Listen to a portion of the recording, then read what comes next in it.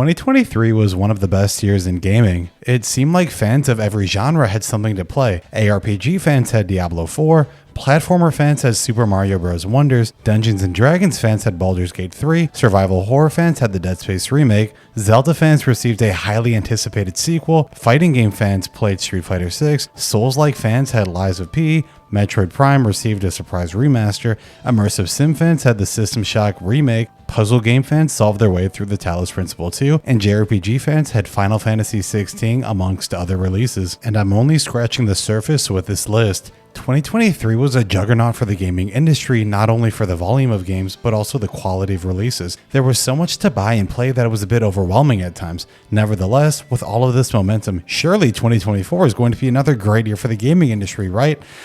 Not even kind of. While 2024 has been a great year critically so far, the industry is clearly hurting.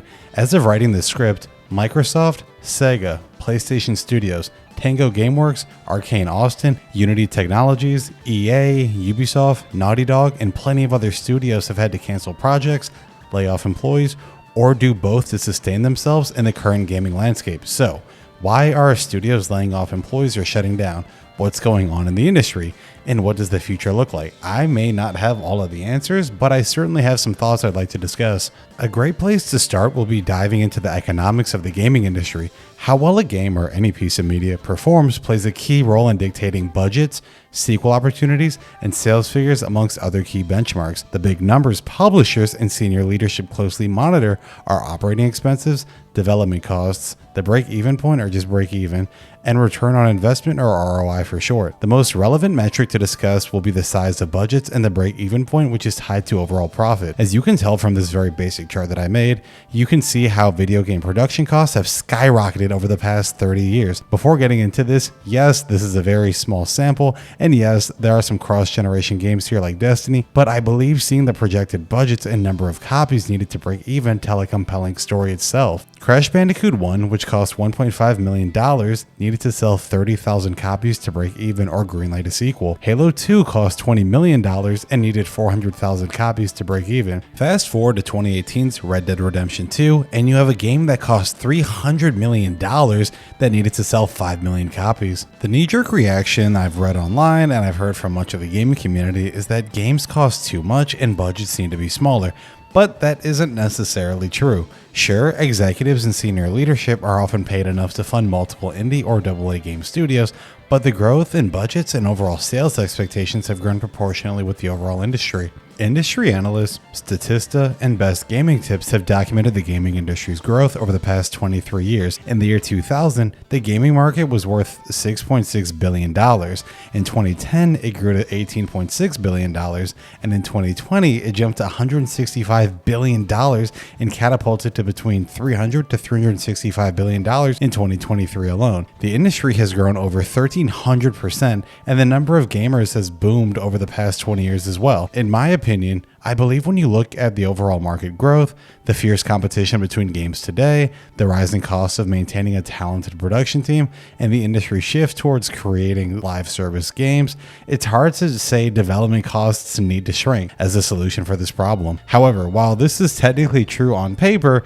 based on our small sample at least, why are there still so many studios closing down and going through layoffs? My theory has more to do with sales expectations and poor leadership. The gaming industry, like any industry, creates forecasts which are expected sales figures, required budgets, and potential return on investment for their games. This helps leadership allocate their resources and creates a baseline for what success actually looks like. And like any industry, consistent year-over-year growth is critical. Allow me to illustrate my point with Tekken 7 and the Resident Evil 2 remake. Tekken 7 was released on home consoles in June of 2017 and has sold 10 million copies as of December 2022. Bandai Namco saw this game as a success and greenlit post-launch support. The Resident Evil 2 remake, launched in January of 2019, has sold over 12 million copies as of March 2023. The reason I brought up these numbers was to create a baseline for the sequels. If Bamco sold 10 million copies of Tekken 7 over 5 years, does that imply that they're looking for 11 or 12 million copies of Tekken 8 to be sold over its life cycle? Does Capcom expect Resident Evil 3 Remake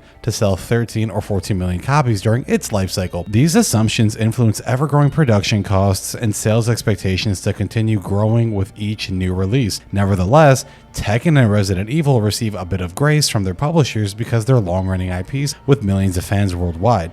But how sustainable is this? Well, let's look at Square Enix, Sony, and Warner Brothers. Square Enix, which really isn't run the best, have publicly said that they were disappointed in Final Fantasy XVI and VII Rebirth sales. Because of this performance, Square Enix will embrace multi-platform releases, chasing Atlus's and other Japanese publishers' success. And while this is a great strategy to increase sales, Insomniac's Spider-Man 2 presents the next hurdle. Spider-Man 2 had a budget of around $300 million and was one of 2023's best-selling games. IGN speculated that Spider-Man 2 needed to sell 7.2 million copies to enter that window of profitability. Spider-Man is one of the most popular IPs in the world and had a great marketing campaign. Justifying the investment of $300 million is pretty easy here, but Spider-Man 2 also introduces another challenge. If Sony and other publishers believe this investment is required to release a successful game, what are the sales expectations for the next project, and how much money do new IPs need? As of March 2024, Spider-Man has passed 10 million copies, meaning Sony and Insomniac have entered profitable territory. With the new baseline of a $300 million budget and 10 million copies sold, does this imply that Spider-Man 3 will cost $400 to $500 million and need 13 million copies to be a success? These are some of the questions and risk assessments Sony, EA, Take-Two, Activision, Microsoft, Sega, Capcom, and every other AAA publishers ask themselves before committing to a game. With the magnitude of these decisions in mind, we can begin to understand why the gaming industry relies so heavily on remakes, remasters, and reboots. Sure, starting a new IP is always daunting, but that's where growth and innovation are created. Crash Bandicoot was a passion project heralded as an evolution of the 2D side-scrolling platformer genre with a unique camera perspective. This game cost $1.5 million back in 1996 and was a smash hit for Sony and Naughty Dog, selling over 6 million copies. The closest modern-day example of a new single-player IP exploding like Crash Bandicoot is Guerrilla's Horizon Zero Dawn. Horizon Zero Dawn had a budget of $50 million and sold 10 million copies on PS4 before jumping to 20 million copies after releasing on PC. So, the industry looks good, right? Horizon has a much larger scope than Crash, and production budgets and game sales have proportionally grown with the industry, right? So why am I still complaining? Well, studios are closing, layoffs are happening, and projects are getting canceled left and right. Things are not sustainable. The video game industry is projected to continue growing, meaning our demand for games keeps rising. This demand translates to increasingly larger budgets, which risk putting studios' livelihoods in jeopardy if a game underperforms. When looking at rising budgets, competition, and the volatility of the industry, it makes sense why publishers are so focused on creating battle passes, live service models, loot boxes, and microtransactions as an avenue to generate additional revenue. The other elephant in the room too many are scared to address are $70 games. So let's go over my very unpopular opinion. $70 for video games are not enough. Now, before you dislike the video or leave some wild comment, just give me a second to explain myself. Going back to my juvenile little chart, let's focus on these three columns. Between 1996 to 2023, video game prices have increased from $50 to $70, while budgets have increased from $1.5 million to $300 million. For reference, a Big Mac in the 90s was $2.45. A Big Mac, as of writing this script in 2024, is $8. Now, don't get me wrong, I don't want to pay for games, again, that are $200, but publishers and developers are not proportionally earning as much from video game sales today when compared to 1996 or even the early 2000s. Nevertheless, simply increasing the price of games will not fix this problem either. In today's gaming landscape, it's common for multiplayer and single-player games to release broken, support a battle pass, have planned expansions, or some form of monetization. Additionally, games today, which have a much larger scope and overall budget, are beginning to feel smaller and smaller as their production costs increase. Persona 3 FES released in 2006 with an updated story, new mechanics, and episode Aegis all for $50. Today, you can buy Persona 3 Reload, the Persona 3 remake. The developers will tell you they have no intention for adding any DLC and eventually announce a season pass to a single player game with content that was in the original 2006 version. Combine this with senior leadership getting paid more than the overworked staff, and this doesn't sound like much of a solution either. Before diving into this section, I'd like to remind everyone that if you're enjoying this video, a subscription and a like would go a far way in helping the channel grow. Thanks for your support, and back to the video. A common opinion I read online and hear in other discussion videos is that publishers publishers are largely to blame for the current state of the industry, and that we should support creative minds, but I don't think it's that simple. One of the most influential games I played as a teen was BioShock. The world was interesting, the story was excellent, the allegory pertaining to objectivism was thought-provoking, and the immersive sim-like mechanics really intrigued me at the time. Fast forward several years later, where I'm researching the development team, and I see the name Ken Levine. And while I have a tremendous amount of respect and admiration for Ken, his supporting development team, unique perspective on storytelling, and I'm very excited for his new release Judas, being his boss or providing oversight must have been really challenging. According to Bill Gardner, an Irrational Games user experience specialist, BioShock Infinite had 5 or 6 games worth of cut content over its 5-year development phase. Additionally, the game wouldn't have released without support from other studios. There are also several rumors questioning Ken's leadership, whether Irrational Games, his studio, was run efficiently, and leadership concerns about constantly missing deadlines. Despite BioShock Infinite's volatile development process, his new studio, Ghost Story Games, has been working on Judas for the past 5 years and will be published by Take-Two Interactive as well. The purpose of this anecdote was not to defend publishers. Trust me, there are plenty of stupid ones out there who struggle to use their IP somehow. The meaning behind this soliloquy is that there's always two sides to a story. If you're in the business of making games, does it make sense to give a blank check to a developer hoping you get a great game out of it? Take-Two obviously saw BioShock's success and fully supported Ken's vision. The problem with that is that it took several studios, 5 to 6 games worth of cut content, and internal turmoil to create BioShock Infinite. And I'm not sure about everyone else, but having that much cut content and incurring that big of a loss is tough because those funds for cut content could have been invested into other production initiatives, marketing campaigns for other Take-Two IPs, or internal use. However, to be fair, most creative directors don't receive this much freedom. The only other creative directors whose name yields a blank check are Hideo Kojima, Todd Howard, Hidetaka Miyazaki, Sid Meier, Masahiro Sakurai, Ken Levine, and Shinji Mikami. There are certainly more directors in this conversation, but this list is a very small elite group whose names alone sell games or generate an article whenever they speak. Regardless of this illustrious group of directors, the relationship between publishers and developers must improve. Publishers have the final seal of approval before funding a studio's new project. Studios and creative directors may have passion projects they would like to make, but the publishers hold the final word on what the studio will produce. This dichotomy is why Rocksteady and Arcane Austin were forced to produce Suicide Squad Kill the Justice League and Redfall. Studios will never publicly say this for political reasons, but players can read between the lines based on the quality of these games' releases. Nonetheless, as a consumer and someone who works in the mergers and acquisitions industry, I'll never logically understand this relationship between publishers and developers.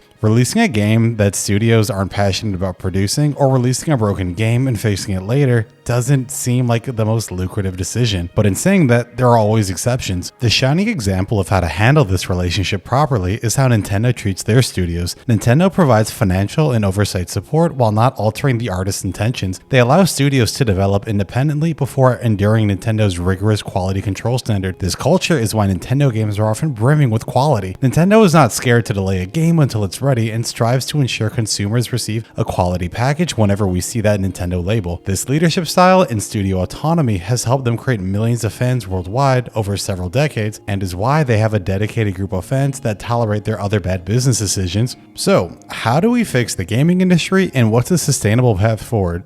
I mean, I don't know, but I can tell you this: be mindful of what you buy. The best-selling games of 2023 were Hogwarts Legacy, Call of Duty Modern Warfare 3, Legend of Zelda Tears of the Kingdom, Spider-Man 2, and Madden NFL 24. Modern Warfare 3 received universally negative reviews from media outlets and fans online, yet it was one of the best-selling games of last year. Publishers interpret this performance as successful and will continue to release lackluster games because of this. While we knew that this game was going to be uninspired, it was still one of the best-selling games in one of the most stacked years in gaming history. What you read on Twitter, on Reddit threads, and what you saw in this video and other videos discussing the state of the industry, the casual gaming market doesn't care, and publishers realize this. Listen, all of these games aren't bad per se, but it paints a picture of what the general consumer actually wants. If you aren't happy with these games or the current state of the industry or where it's headed, the best advice I can give you is to buy indie games and stop buying things that you don't like. The issue with this solution is that publishers are more likely to shut down studios with underperforming games than the community mourns the loss of studios who produce games no one buys,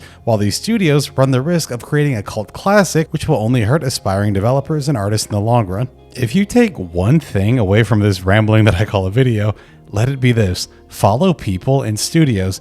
Video game monetization needs to occur. Financially support what you enjoy, let publishers know when they're messing up, and do your research before pressing that buy button.